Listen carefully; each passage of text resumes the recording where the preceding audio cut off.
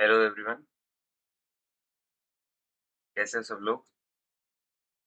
I think so.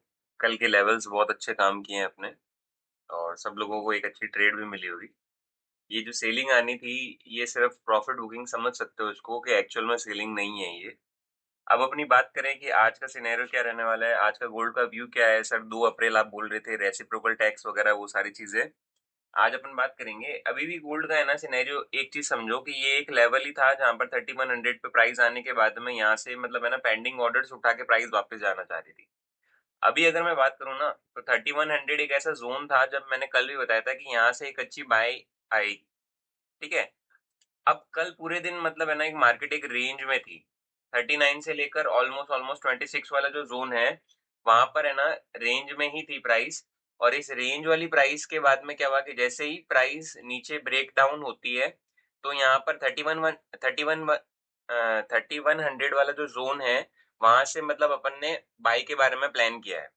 दूसरा एक चीज समझना कि 5 मिनट पे आप एक चीज देखोगे कि प्राइस यहाँ पर जो रेंज में थी, तो 200 और 50 एमए को जिगजैग ही काटा है। 250 एमए को जिगजैग ही काटा है। देन प्राइस ने डाउन साइड के मूव दिए हैं। तो यहाँ पर आपको समझ में आ जाना चाहिए कि ये आपकी एक अच्छी सी रेंज है। मैंने एक चीज आपको बताई थी कि ये रेंज कैसे फिल्टर आउट करोगे। 50 एंड 200 ईएमए को जिगजैग जब भी काटेगी, तब अपनी रेंज फिल्टर आउट होगी।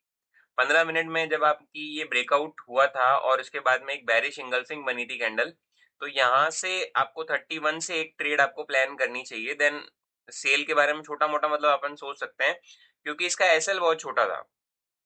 जब आप यहाँ पे नोटिस करोगे, इसका एसएल $4 का ही है। तो यहाँ इस $4 वाले एसएल पे अपन है ना सेल प्लान कर सकते हैं, छोटी सी स्कैल्पिंग के अकॉर्डिंग। क्यों? क्योंकि नीचे की तरफ है ना ब्रेकआउट है। देन अपने ये डिजायरेबल 3100 थे, बट मैंने 3110 के आसपास से ही मतलब मैंने अपने टारगेट रखे, यहाँ पर प्रॉफिट बुकिंग कर ली थी। सेलिंग यहाँ पर जनरली एक्सपेक्टेशन नहीं है।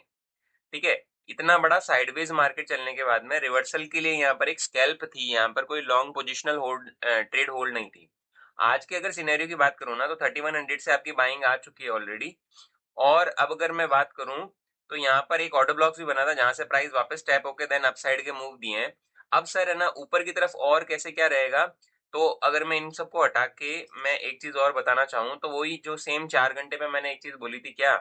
4 घंटे पे आपका पैरेलल चैनल, 4 घंटे पे आपका पैरेलल चैनल कौन सा, जो ये अभी भी रिस्पेक्ट कर रहा है, और कल भी प्राइस ने ड्रॉप यहीं से ही दिया था। ये चीज मैंने आपको बता चुका हूँ। कल भी प्राइस ने यहीं से ही ड्रॉप दिया था, देन प्राइस नीचे की तरफ मूव हुई है। अब एक चीज और नोटिस करो कि 4 घंटे पे आपका ये वाला जो स्ट्रक्चर बन रहा है ना, मॉर्निंग स्टार बन रहा है। अगर इसको ब्रेक करती है, देन आपके टारगेट वही रहने वाले हैं 67 वाला।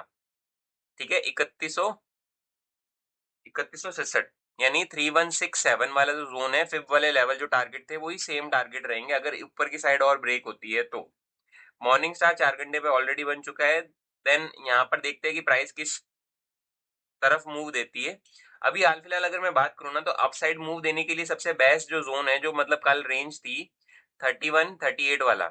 इस जोन को जब तक प्राइस ब्रेक नहीं करती, देन अपसाइड के मूव के बारे में नहीं सोचना है आपको। और जब तक प्राइस इस ऑर्डर ब्लॉक वाले लेवल या फिर 3100 वाले लेवल के नीचे मतलब है ना कोई कैंडल क्लोज नहीं, देन डाउन साइड के पैटर्न नहीं बनते, तब तक आपको डाउन का भी नहीं सोचना है। एक्चुअल में जो डाउन साइड के मूवमेंट आएंगे ना आपको, मैं ये चीज बोलता हूँ, अगर आपका एक्चुअल डाउन ट्रेंड कहाँ से स्टार्ट होगा, तो ये वाला जो जोन है ना, ये वाला सबसे बेस्ट जोन है, जहां से आपको डाउन ट्रेंड डाउन साइड के प्लानिंग सोच सकते हो। अगर इसके नीचे कोई कैंडल क्लोजिंग होती है, देन मार्केट इसके ज्यादा अग्रेसिव मूव देता है, तब आप ना 3058 वाले लेवल के बारे में सोच सकते हो सेलिंग में। तब तक कोई प्रॉपर सेलिंग का कोई सिनेरियो नहीं रहेगा, तब तक मार्केट बुलिश ही है। अब सर बाय साइड के बारे में कैसे, तो बाय साइड में मैंने तुम्हें बता ही दिया कि अपर वाला लेवल है 3138 वाला लेवल। जब प्राइस इसको मतलब है ना अग्रेसिवली अपसाइड मूव दे, देन अपसाइड के बाद में ट्रेड सोच सकते हैं। ठीक है। एक सिंपल सा एनालिसिस था। आज रेसिप्रोकल टेस्ट से रिलेटेड जितने भी कुछ भी न्यूज आएगी, मैं टेलीग्राम पे अपडेट्स दे दूंगा, वहां पर आपको पता चल जाएगा।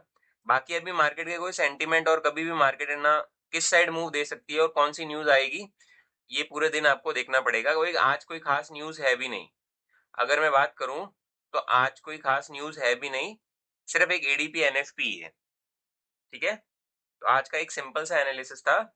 आपको मार्केट को जो लेवल है वहां पर आने के बाद में ट्रेड प्लान करनी है। सीधा डायरेक्टली मार्केट में अगर बाय जा रही है, सेंटीमेंट बुलिश है, तो बाय के डायरेक्टली प्लान नहीं करेंगे अपन। ठीक है। Thank you so much. बाकी ये जो स्क्रीनशॉट्स है वो सारे ग्रुप में आ चुके हैं, आप लोग देख लेना।